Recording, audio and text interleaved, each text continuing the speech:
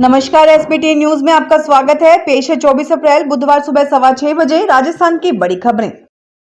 उच्चतम न्यायालय ने दवाओं के भ्रामक मामले में पतंजलि आयुर्वेद के साथ साथ इंडियन मेडिकल एसोसिएशन पर भी सवाल उठाए हैं और उसे अपने अंदर भी झांकने की नसीहत दी है। न्यायमूर्ति हिमा कोहली और न्यायमूर्ति अहसानुद्दीन अमानुल्लाह की पीठ ने अदालती अवमानना मामले में योग गुरु बाबा रामदेव और पतंजलि आयुर्वेद के प्रबंध निदेशक आचार्य बालकृष्ण से माफीनामे से संबंधित विज्ञापन को उनके कथित भ्रामक विज्ञापन के आकार से जोड़ते हुए सवाल पूछे। पीठ ने पतंजलि के खिलाफ इस मामले के याचिकाकर्ता आईएमए को भी खुद के अंदर झांकने की नसीहत दी। इसके अपने सदस्यों के लिए अत्यधिक महंगी और विदेशी दवाओं को निर्धारित करने की अनैतिक गतिविधियों पर भी विचार किया। शीर्ष अदालत ने बड़ी संख्या में फास्ट मूविंग कंज्यूमर गुड्स कंपनियों को जांच के दायरे में लेने का फैसला किया और कहा कि वे भ्रामक विज्ञापनों के जरिए शिशुओं, बच्चों और वरिष्ठ नागरिकों सहित अन्य उपभोक्ताओं को कथित तौर पर धोखा दे रही हैं। कांग्रेस के राष्ट्रीय प्रवक्ता मोहन प्रकाश ने कहा कि बीजेपी के पास कोई मैजिक नहीं है, जादूगर तो हमारे पास है, वो खाली फिक्सिंग से जीतता रहा है और पूंजीपतियों का गठजोड़ उसको जिताता रहा है। यह पूंजीपतियों की कठपुतली है। कोटा के निजी होटल में पत्रकारों से बातचीत करते हुए राष्ट्रीय प्रवक्ता ने कहा कि इलेक्टोरल बॉन्ड से बड़ा दुनिया में कोई स्कैम नहीं हो सकता। शहर के गुंडे हफ्ता वसूली का काम करते हैं, उसी तरीके से मोदी सरकारी एजेंसियों का इस्तेमाल करके अपनी पार्टी को चंदा दिलवाया है। एयरलाइंस को 12 साल से कम उम्र के बच्चों को फ्लाइट में माता पिता या अभिभावक के साथ सीट अलॉकेट करना होगा।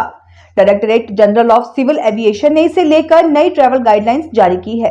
डीजीसीए ने कहा है कि अगर एक ही पीएनआर पर बच्चे और माता पिता ट्रैवल कर रहे हैं तो उन्हें सीट सिलेक्शन के लिए कोई एक्स्ट्रा चार्ज नहीं देना होगा। इसके साथ ही डीजीसीए ने एयरलाइन से इसका रिकॉर्ड भी मेंटेन करने को कहा है।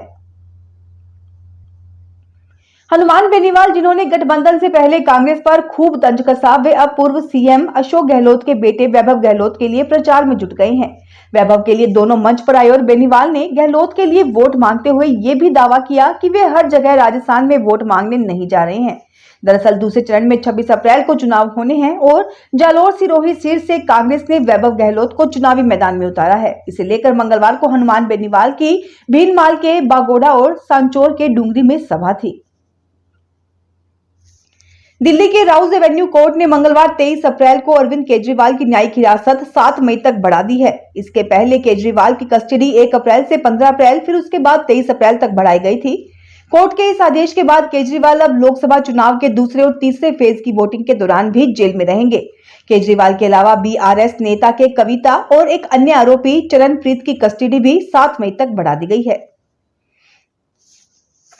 राजस्थान में लोकसभा आम चुनाव 2024 के द्वितीय चरण में 26 अप्रैल को 13 लोकसभा क्षेत्रों में होने वाले मतदान से 48 घंटे पहले आज बुधवार सायं 6 बजे से चुनाव प्रचार थम जाएगा। राज्य के मुख्य निर्वाचन अधिकारी प्रवीण गुप्ता ने बताया कि दूसरे चरण में 13 लोकसभा क्षेत्रों टोंक, सवाईमाधोपुर, अजमेर, पाली, जोधपुर, बाड़मेर, जालोर, उदयपुर, बांसवाड़ा, चित्तौड़गढ़, राजसमंद, भीलवाड़ा, कोटा और झालावाड़, बारां में चुनाव होगा। राजस्थान के पूर्व खाद्य मंत्री प्रताप सिंह खाचरियावास ने कहा कि मुख्यमंत्री भजनलाल शर्मा झूठ का जनरेटर हैं। उन्हें झूठ बोलने का गोल्ड मेडल मिलना चाहिए। 4 महीने में सिर्फ हेलीकॉप्टर घुमाया और धुआं ही धुआं छोड़ा। अभी तक अशोक गहलोत सरकार की योजनाओं को ही चलाया जा रहा है, जबकि अपनी घोषणाओं को भी पूरा नहीं किया। पूर्व मंत्री प्रताप सिंह खाचरियावास मंगलवार को कांग्रेस प्रत्याशी उदयलाल आंजना के सपोर्ट में चित्तौड़गढ़ पहुंचे। यहाँ उन्होंने बात करते हुए कहा कि सिलेंडर तो गहलोत की योजना के अनुरूप 500 रुपए में ही मिल रहा है, 450 रुपए में अभी तक सिलेंडर नहीं दिए जा रहे हैं। राजस्थान में जलदाय विभाग में भ्रष्टाचार के बीच ईडी और एसीबी की एंट्री तो हो गई है, लेकिन इसे जड़ से उखाड़ फेंकने के लिए आईटी की एंट्री भी होगी ताकि इस बीमारी को जड़ से खत्म हो सके। इसके लिए जलदाय विभाग के सचिव डॉक्टर समित शर्मा ने ब्लूप्रिंट की तैयार कर लिया है। अब और आने वाले समय में पीएचईडी पूरा सिस्टम ऑनलाइन करेगा ताकि पानी वाले विभाग में पारदर्शी ढंग से काम हो सके। आखिर ये ब्लूप्रिंट क्या है? भ्रष्टाचार, घोटाले, कमीशनखोरी के नाम से बदनाम जलदाय विभाग में जल्द ही बड़ा बदलाव होगा। करोड़ों की टेंडर प्रक्रिया में पारदर्शिता को दरकिनार करते हुए शर्तें बदलने का खेल चलता था, लेकिन अब पानी वाले विभाग में अब ऐसे खेल पर ब्रेक लगेगा। राजस्थान में खैरथल तिजारा जिले अंतर्गत ततारपुर थाना क्षेत्र में 2 दिन पूर्व इस्माइलपुर रोड से हुई एटीएम लूट कांड का खुलासा करते हुए पुलिस ने मंगलवार को एक आरोपी को गिरफ्तार किया। जिला पुलिस अधीक्षक मनीष चौधरी ने बताया कि गत शनिवार को हुई इस घटना में पुलिस ने नीम का थाना बिछोर जिला नूह मेवात हरियाणा निवासी सलीम उर्फ पहलवान को 3.5 लाख रुपए सहित गिरफ्तार किया है। इस गिरोह में 5 बदमाश शामिल है जिन्हें चिन्हित कर लिया गया है। सोमवार को मुंबई के खिलाफ शानदार जीत हासिल करने के बाद मंगलवार को राजस्थान रॉयल्स के खिलाड़ियों ने जयपुर में स्कूली बच्चों के सवालों के शरारती जवाब दिए। खिलाड़ी इंटरनल हॉस्पिटल सांगानेर में आयोजित हुए कार्यक्रम में पहुंचे थे, जहां राजस्थान रॉयल्स के खिलाड़ी नांद्रे बर्गर, संदीप शर्मा और टॉम कॉहलर कैडमोर ने बच्चों से बातचीत की। इस दौरान बच्चों की फरमाइश पर फास्ट बॉलर संदीप शर्मा ने पंजाबी गाना भी गाया। सीकर लोकसभा क्षेत्र में पहले चरण के चुनाव 19 अप्रैल को संपन्न हो चुके हैं। नतीजे 4 जून को आएंगे। प्रत्याशियों का भाग्य ईवीएम मशीनों में बंद हो चुका है।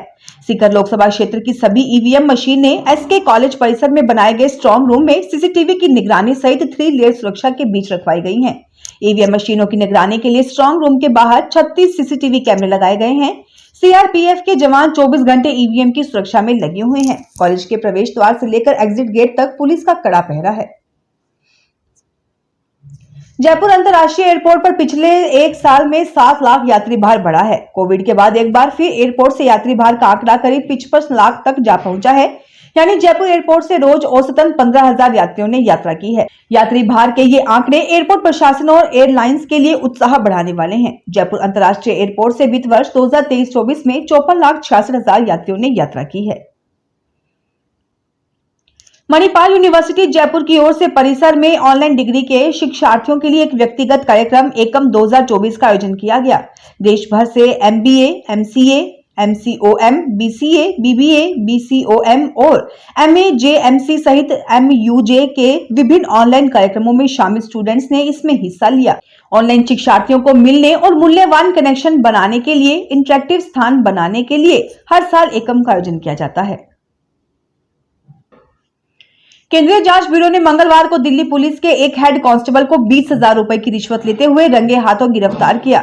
सीबीआई ने दिल्ली पुलिस थाना शाहदरा के हेड कांस्टेबल और अन्य अज्ञात के खिलाफ एक शिकायत पर मामला दर्ज किया।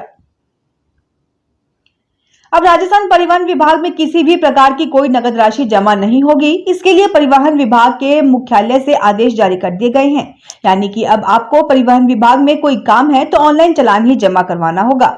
इसके पीछे विभाग की मंशा किसी भी प्रकार के भ्रष्टाचार से विभाग को दूर रखना है। यही कारण है कि विभाग ने इस बात पर ही रोक लगा दी है कि फिटनेस तक की राशि विभागीय कार्यालय में जमा नहीं होगी। ऐसा इसलिए क्योंकि यदि विभाग में राशि जमा हुई तो फिर उसके फिटनेस करने वाली फर्म को भेजना पड़ता है। इसलिए अब जहां फिटनेस सेंटर है वहीं पर राशि जमा होगी। फिलहाल खास खबरों में इतना ही। ताजा खबरों की जानकारी के लिए देखते रहिए एसबीटी न्यूज।